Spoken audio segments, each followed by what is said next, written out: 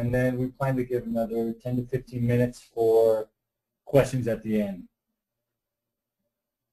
Does that sound good to you guys? Sounds great. All right.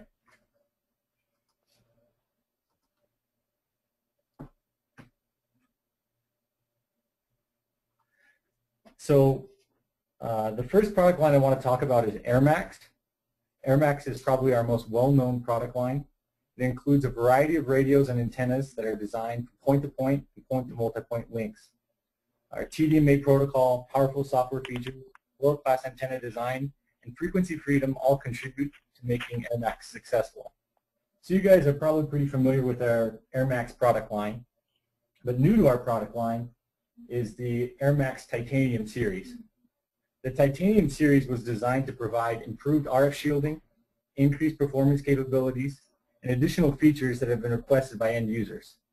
So we'll have the Rocket M Titanium, the Bullet M Titanium, and then the Titanium variable sector.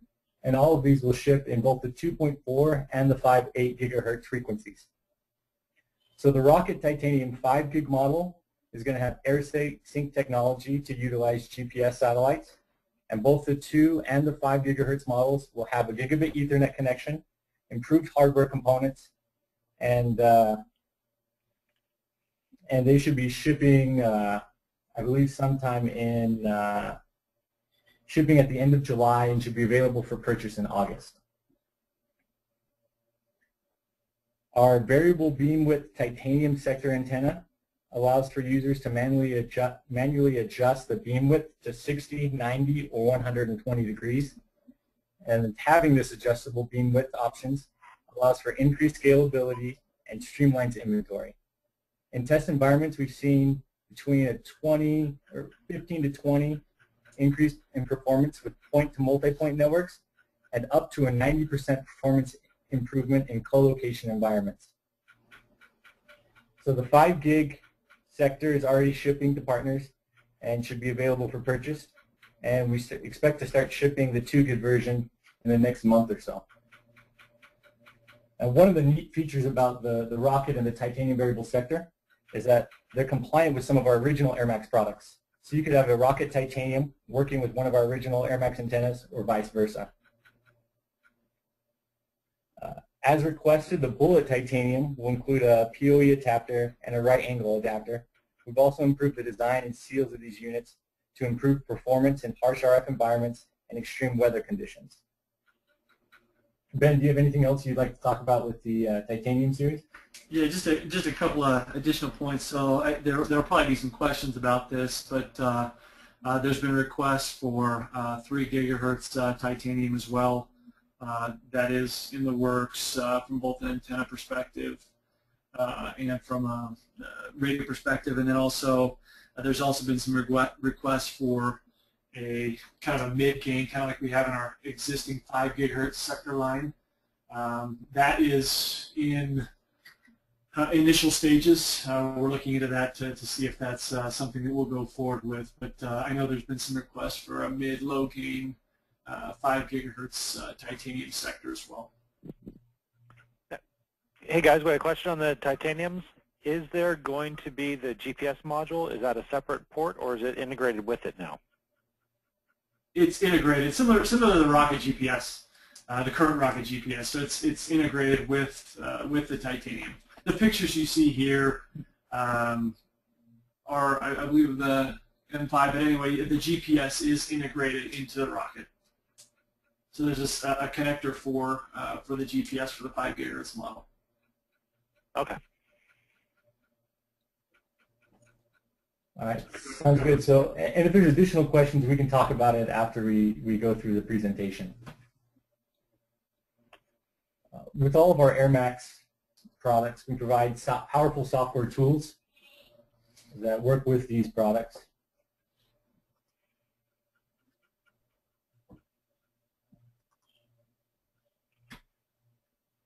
There we go. And specifically, I wanted to talk about Air Control, AirView, and AirOS. So AirView is the spectrum analyzer that provides functionality including waterfall, waveform, and real-time spectral views. And I know a lot of people have already worked with that and are familiar with that. we recently released our AirOS version 5.5, and some of the features that the 5.5 includes is now multiple VLAN support. AirSync is incorporated into the firmware, radius MAC authentication, and custom channel bandwidths of 2, 3, 5, 8, 10 channel widths, as well as larger MTU capabilities. In version 5.6, we expect to include UBNT, SNMT MIB, full IPv6 support, and remote AirView and recording capabilities. Next, I want to talk about air control.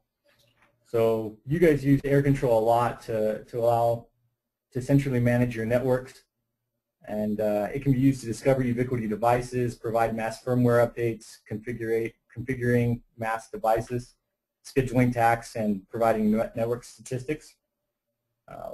We're working on the second generation of air control, and assuming everything goes well, we'll be going forward with air control beta in the next month or so.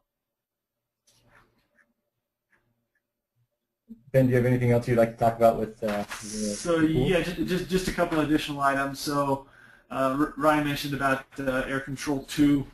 Basically, the plan there is we'll do a controlled release just to get it out there. And but there is a lot of work being done on that. I know there's been some questions about we'll continue to make it so that it's a free application. Yes, everything is planned similar to Air Control. We don't plan to charge for the software or anything like that, so that will continue as is. It is something that we're working hard on. Hopefully a number of you have seen the videos that we put out as far as initial performance and features of the product. So anyway, we're pushing to get that out as quickly as possible, and we'll let you know as soon as kind of the controlled beta has gone through, and we can do kind of more of a larger scale beta. And then as far as AirOS 5.5, there is a release candidate out there for those that are on the beta forum. We're pushing to get that 5.5.1 out as well. So anyway, there's a lot of software work being done, and we're pushing that heavily. Great, thanks, Ben. Next, I wanted to talk about Unify. So we're moving on to the next platform.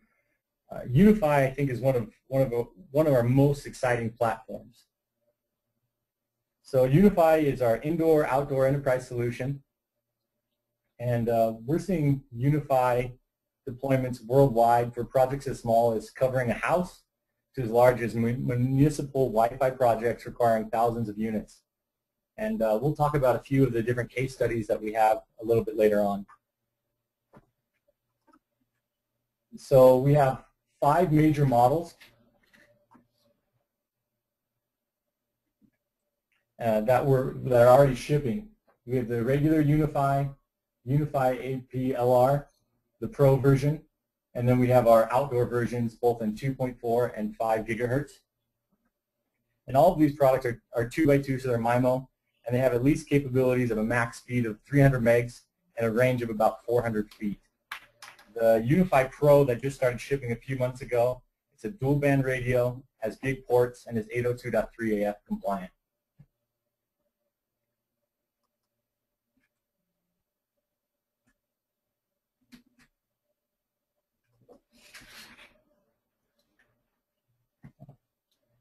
And one of the things that I think makes Unify so powerful is the controller software that comes with it. We've put a lot of work into it.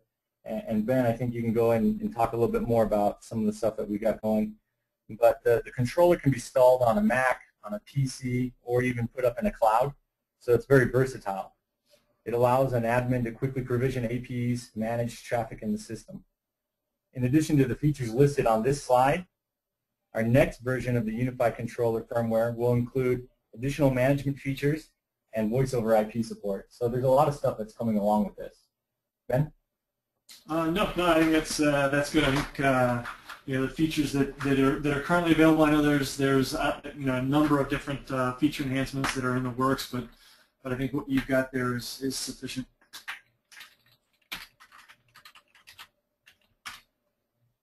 Okay, great.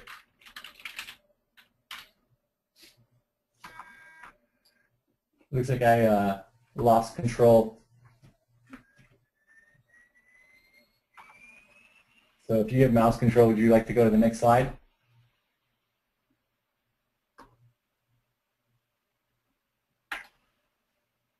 Awesome. So here's one of the case studies. It's the Royal Military Academy out in London. And one of the things that I like about this is it shows how scalable the Unify system is. You can see that it's handling 1,200 active users a day and has a few hundred APs already deployed. If you want to go to the next slide. And this next slide, it shows an orphanage in Mozambique, Africa. And these are only two of example of thousands of Unify deployments that are happening in schools, hotels, warehouses, office buildings, airports, and homes all over the world. So there really is a lot of opportunity and a lot of possibilities with this Unify. Is there anything you want to add in about the Unify platform, Ben?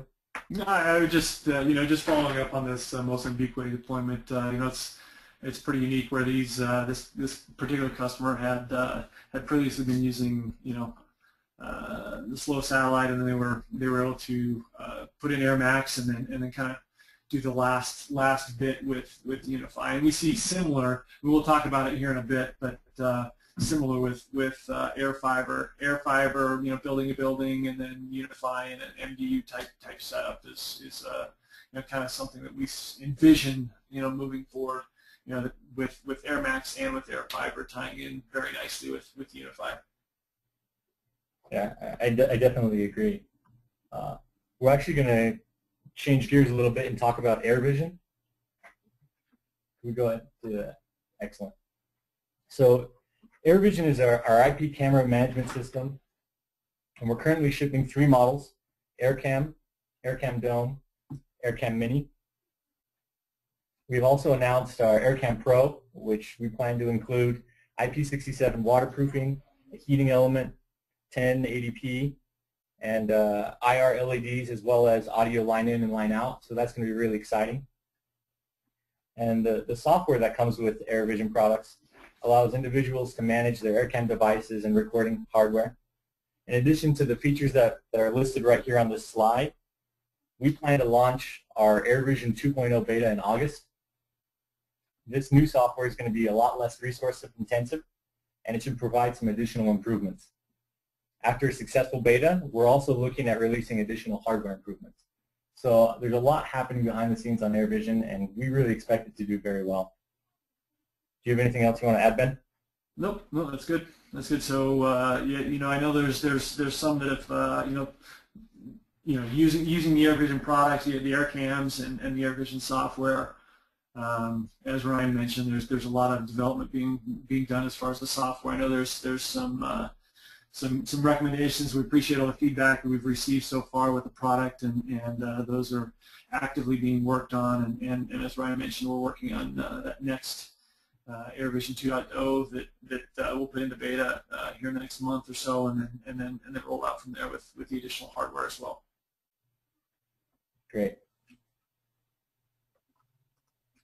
Next slide. All right. So AirFiber, I'm really excited to talk to you about AirFiber.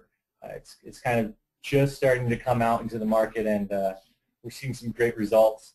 So these units are specifically designed as point-to-point backhaul solutions, and we've seen a lot of interest in this product, and we really believe that this is going to have a great impact on the industry as a whole. One of the neat features about AirFiber is that we built the radio from scratch. Can we go to the next slide, please?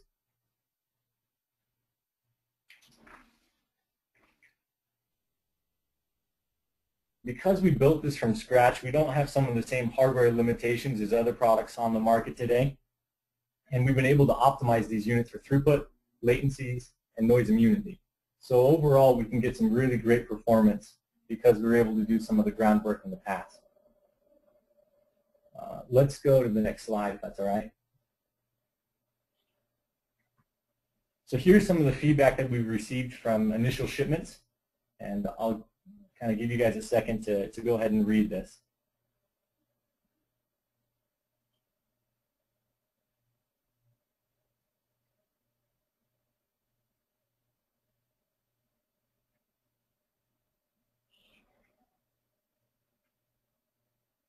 So basically, we've seen a lot of great feedback, and these products are well developed, and they're operating, and they're doing some pretty impressive statistics. Platform to do well in the future. Let's go ahead and go to the next slide. So what is some of the performance that we could expect? In testing that we've done, you can see up to 1.4 gigs of real throughput, and also range limitations are about 13 kilometers. And these products are operating in the unlicensed 24 gigahertz band, which gives you a lot of freedom as far as where you can deploy them. Ben, is there anything else you want to talk about with AirFiber? No, I think just to reiterate, you know, the market opportunities that are there with this product.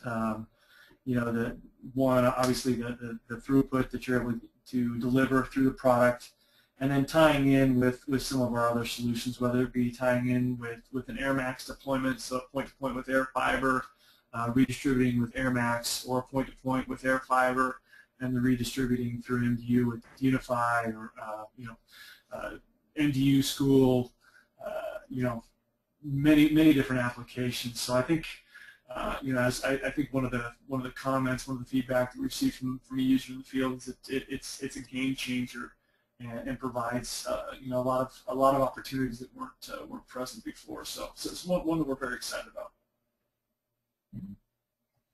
about.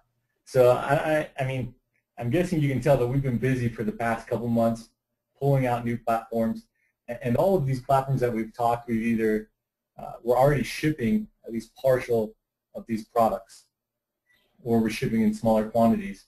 I want to talk about one of the products that hasn't quite started shipping yet, and that's M5. Can we go to the next slide, please? So M5 platform is a machine-to-machine communications, and it's got a couple different features. So we have our M ports, our M sensors, and our M power. So the power is the power strips. The ports you can see in this picture allow you to connect the sensors. And the sensors, we have door sensors, temperature sensors, ceiling mount and motion sensor, current sensor, and we'll go ahead and see additional products come out in the future.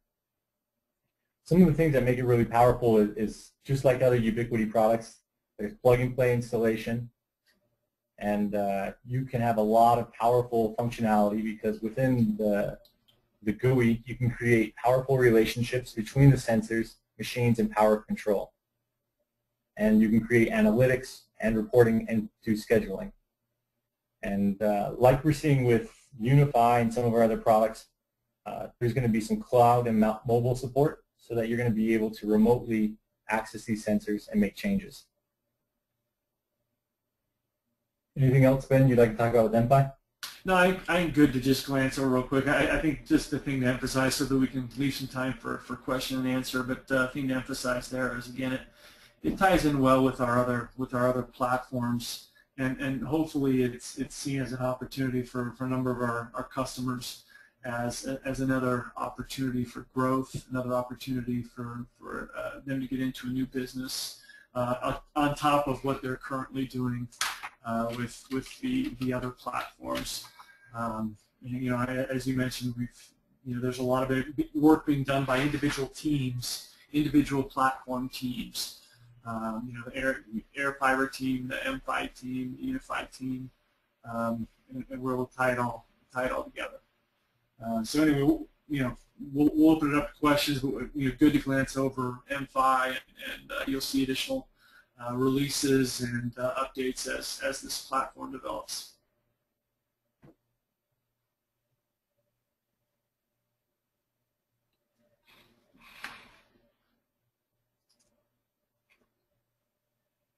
Jeff, how are we doing? Okay, got a couple. Okay, go ahead. Yeah, Yep. couple questions have already come in on things. First one is back on the Unify Outdoors.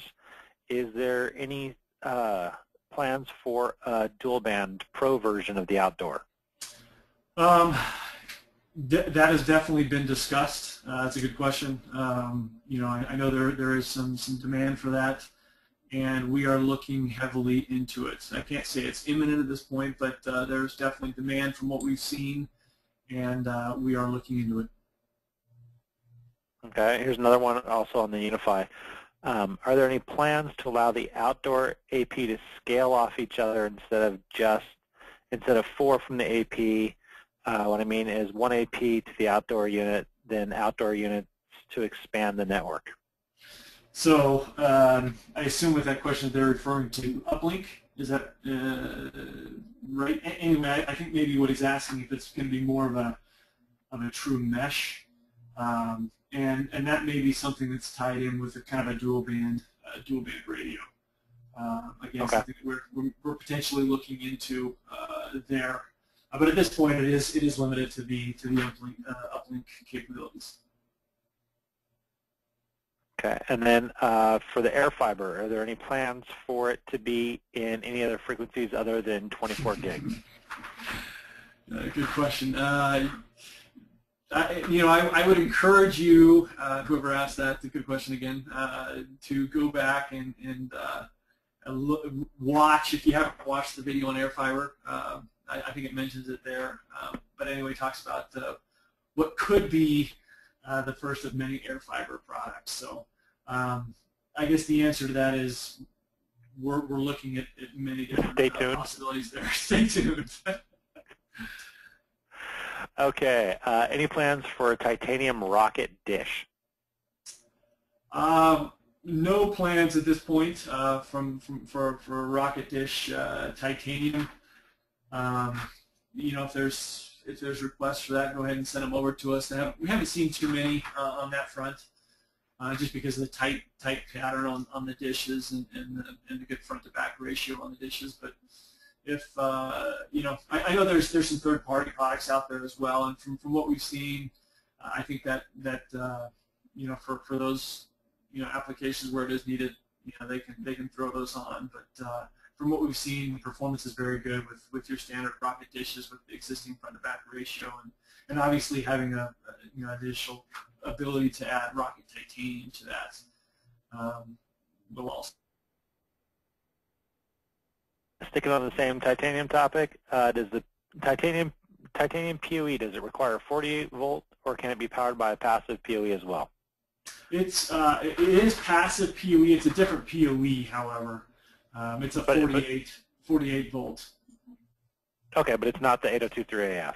It does not require 802.3AF. I believe if whoever's asking that question, maybe just email me and I'll put some additional details for them. But yeah, just have them email me, and you can send out my details. And then on the, let's see here, does the Unify require a controller, or once configured can act as a standalone AP, just through the web GUI? So, once you've set up the units, you do need the controller to set up the units. You don't have to have that controller always running. However, if you want the statistics and all of the other functionality that Unify offers, you would need the controller in place, whether that's, again, loaded on a PC or whatever you've done. But it doesn't have to have it to run. You have to have it to set it up, get it running. And then if you want to continue to manage the units and see the statistics and everything else, then you would need to have the controller running. Okay. And then what's the difference between the Unify APs, from the Air Router, and the Pico Station? The Unify AP, the Pico Station and the Air Router are more, your small office, home office type. If I want one AP, deployed in a home, and I don't need them to coordinate channels and have different access, granted. The Unify, for example, you can have multiple SSIDs running.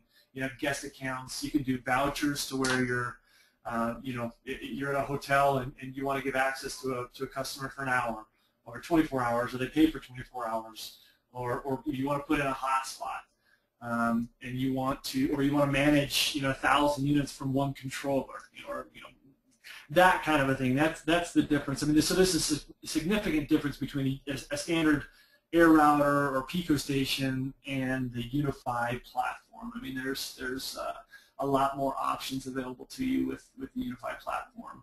If you're going into those enterprise type markets, you know, for a home office and you need one AP, you know, air router, power, or air router HP, Pico, you know, fine. Okay, and then is there an ETA on the AirCam Pro? So ETA and AirCam Pro, nothing firm yet, but basically we're not planning on releasing that product until you know, we've gone forward with the next Airvision 2.0, basically getting that next software release out there, and we'll follow the AirCam Pro after that release. Okay, next one. Any information about a titanium series on the Omnis? No, I mean you'll have the titanium series radio for the Omnis. I mean those can you know, will work with the existing hardware. But from a shielding perspective and those kind of things on an Omni, it's not really possible because it's a full 360. Right. Do you guys have sample applications on the MiFi? For the MiFi, we do have sample applications. I mean, I think the video, if you haven't seen the video, it's a good one to see because it goes over some of the applications. But for example, your mPower, your mPower power strips, I mean, you can manage individual devices, shutting them off at certain times, turning them on at certain times. You know, manage what, you know, how much draw there is. I mean, there's a number of applications as far as the machine-to-machine stuff. You know, temperature goes down. You know, XX turns on. I mean, there's industrial applications. There's home applications. There's you know, again, home applications with the mPower and the M ports and the sensors. Okay, here's another one talking about on the only weak part of the rocket setup is the actual coax connection from the rocket to the dish. Is there any plans in the future maybe to integrate a different connection method from the unit to the dish? You know, I haven't really heard that. It seems like maybe they can give us some more detail. Maybe shoot me an email with more detail as far as, you know, what kind of limitations there currently are. I know we've got, you know, thousands and thousands and thousands of those out in the field, and they've been fairly solid from what we've seen. Haven't had issues with them. I mean, they're 100% sealed. I know some people choose to seal them as well, which is fine. But maybe provide some additional feedback as far as what they've seen, and we can definitely take a look at it. Okay. Next one is, are there any plans to make a new version of the Unify Airvision Air-Controlled 2 run as a service on Windows instead of in user space? Let's see. I'm not really clear on that question. It was Unify or Airvision? They hit all the topics. Oh, they hit all the topics. We'll have to clarify that question. I'm not exactly sure what's being asked there. Okay. And then with I know right now there's the training for the AirMax. Is there going to be training coming up also for the Unify and the AirVision and those things? What are the dates on those things? Yeah. Or what's the timetable? Yes, definitely. There are plans for each one of the platforms. We'll probably tie some of them together where we can. I would say probably within the next couple of months you'll see the next training platform being launched. The AirMax training program that we have going has been successful from everything we've seen. We value any feedback as we're developing these next training platform programs for the new platforms. But from everything we've seen, they've been successful, and yes, we are planning on launching both Unify, AirVision, and others as we move forward. Okay, we've got another question here about beamforming. So AirBeam.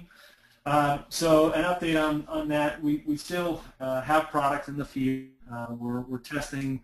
All tests have gone well. From what we've seen, we're seeing about a 6 to 8 dB improvement. From a manufacturing standpoint, all of those things, those are kind of some of the things that we're looking into now. I don't have a firm update on when they're going to be available and we discussed for, I think initially, about 2 years ago. We found it to be fairly complex from a field perspective and a manufacturing perspective, and making sure that it's where we need it to be. And so those are some of the things that we're looking at. But we're very happy with the performance that we've seen in the field for the units that are out there. Okay, another question here is how many users can the Rocket Titanium support as is the 100 users like the Rocket M2? You'll actually, it depends on what kind of network you deployed, and number of how heavy the users are. It'll probably be fairly similar. Where you're going to see your improvements is obviously from a co-location, especially when used in conjunction with the titanium sectors, your improved overall performance, like Ryan was mentioning, 10 to 20% plus. But from a user's perspective, you're probably going to be somewhere in the same number. You may get some additional, but I would say that's not the primary reason for working with the titanium products. More about noise isolation. Noise isolation, and then you've got your GIG, so your increased performance from a throughput perspective, packet processing, all that kind of stuff. Okay, next one here is, what's the bandwidth used in AirFiber? It's 100 megahertz channels. I believe that's what he's referring to, if that's the question he's asking. So yes, 100 megahertz, 2x2. Okay, and then what email address would you like people to send stuff to, Ben, if they've got questions about just send it to sales@ubnt.com or ben.moore@ubnt.com. Either one is fine. That way, sales@ubnt.com would probably be best, just because then it would go to Ryan and myself. And okay. Also, you guys can, anyone out there can email your Microcom rep, and we can get the information to back out to you and go through those channels as well. Sure. Okay. Any other questions? Oh, here's another. No, that's the same one. Okay, that looks like it's about it for that information. Right, here's another one. Okay. The other thing is that you can always email the sales@microcomtech.com, and we can get the information to Ben, and we can run it through that way as well. I'd like to thank everyone for being on. Ben, Ryan, thank you very much for being available for us here. And thank everyone for showing up on this one with Ubiquiti, one of our key brands, and we always like, hearing what's coming out new and hearing it straight from the source. So thank you for this. Appreciate it, guys. Appreciate it. Okay, have a great day. Any questions, you can reach Microcom again at sales@microcomtech.com. Have a great day.